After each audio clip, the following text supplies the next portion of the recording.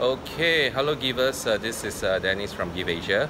I've here with me today Teresa. Teresa started a campaign for her helper Cheryl, and she's currently hospitalized in the hospital in Singapore. And as you know, the majority of the domestic helpers here only have a very minimum insurance of $15,000, if I'm not mistaken. However, her bills has actually been escalating.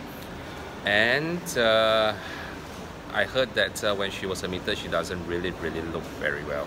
But not sure how is she right now. Let's hear from Teresa what actually happened to Cheryl. Hi Teresa, how are you? Hi, Dennis. Hi, okay. Will you mind sharing a little bit more about what happened to Cheryl? 2 Sundays ago, actually it started a little before that. Like she had diarrhea. Okay. I brought her to the GP, and GP said, "Oh, it's gastric flu." I mean, it really looked like normal gastric flu. Then so diarrhea, vomiting. Then he gave her the medication for gastric flu. The vomiting stopped, but the diarrhea continued. So 5 days later, I brought her back to the GP, and GP said, "Oh, okay, if it's this, probably is bacterial lah." So gave her for food poisoning medicine. Food poisoning medicine. So she went on second medicine. Right. Diarrhea was up and down. But the weird thing was she started to hallucinate. Hallucinate? Because I think she was diarrheaing so much that she was dehydrated. So that was my reasoning, okay, that she was very dehydrated. So I said, okay, cannot already, like she walked out of the house in the middle of the night, like 2 a.m. She just went out, and then, you know, when we stopped her, she said, "Oh, I need to go and see my husband." Her husband's in the Philippines. Okay, so that's bad. That's real bad. Yeah. That's real bad. Yeah. Sunday morning, I brought her to A&E. Okay. And A&E doctor checked her and said, "Okay, I got diarrhea, very dehydrated." So they put her on a drip, and they said, "Okay, we're going to keep her and observe her." So I thought, okay, normal, right? I mean, she will come out. If not today, they will keep her one day. Then tomorrow I can pick her up. So I just went back, did all my other stuff and all that. Okay. So, but then I didn't hear back from the doctor till the next day, quite late, about in the evening. So he called and he said, the surgical team coming.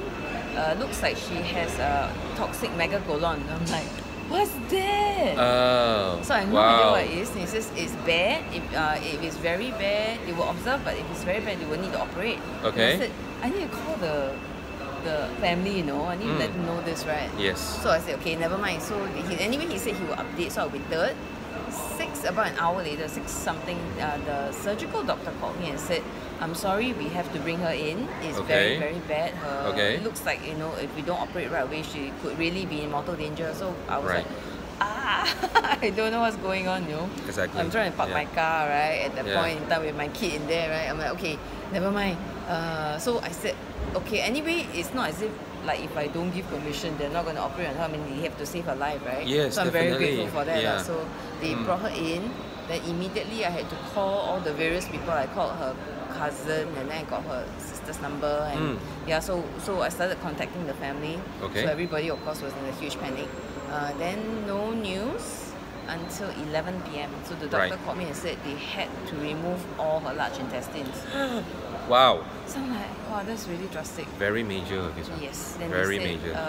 Plus, when they were cleaning up, they found a whole bunch of tapeworms. And at that point, the longest one was 30 cm. Later on, a few days later, they found one that was 70 cm. So, okay, nobody knows where they won't come from. Nobody knows how the toxic megacolon happened. It just happened. My goodness, So overnight, just like that, she got no more large intestines. Okay. So that was what happened. And then they had to clean it up, so they had to keep her abdomen open. Right. So keep the abdomen open, fine, but then after that there will be complications, because some more she was still swelling from the infection. Okay. So they couldn't close her up.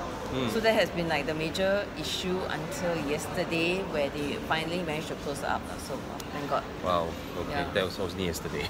That was only yesterday, so that was 2 weeks later that they managed to close her up. Oh my goodness. Okay, so how is she feeling better today? She looks much better today. She looks much better today. Yeah. Okay, so how is the interim bill right now? Any idea what is the expected bills to be for her? Well, the first 4 days was 40K. Ah, wow. So it has been 15 days. Oh goodness. And then she has been in and out of the operating theatre. So right. My assumption was that every time she goes in, it will be a jump. It will be like, I don't know, at least 10K. So that was what I was working on. I have to find out the interim bill, but I'm sure it will cross 6 figures lah. Okay. I'm quite sure of it, yeah. Okay. Okay, givers out there, please be so kind to help out our dear Teresa here, you know, to actually help Cheryl with her medical bills. Because being a foreigners in Singapore for medical fees is actually not cheap. Yeah, and there's no subsidies for it. So, you know, let's help another human being. And please, you see the link right there, click on it. No amount is too small to help. You know, thank you, Teresa, for being a good employer and, you know, helping out with your helpers. You know, human, right? Yeah, exactly. So, you know, and she's also a mom, and then she also has a. The only reason she wanted to come was so that she could make a bit more money, because I think it's very hard in her village. Yep. If I'm not wrong, they're in a fishing village, so there's not much. You know, the income was. I think she was just sharing with me that what they do for income is they go and sieve in the sea for certain small creatures, Right. which are then dried and then sold as some kind of like plant food or. Oh, wow. So you get 5 cents for how many kg? I To see. survive. I see. So Okay. it was lah. So I think she really was so intent on creating a better life for her family. So this is very sad.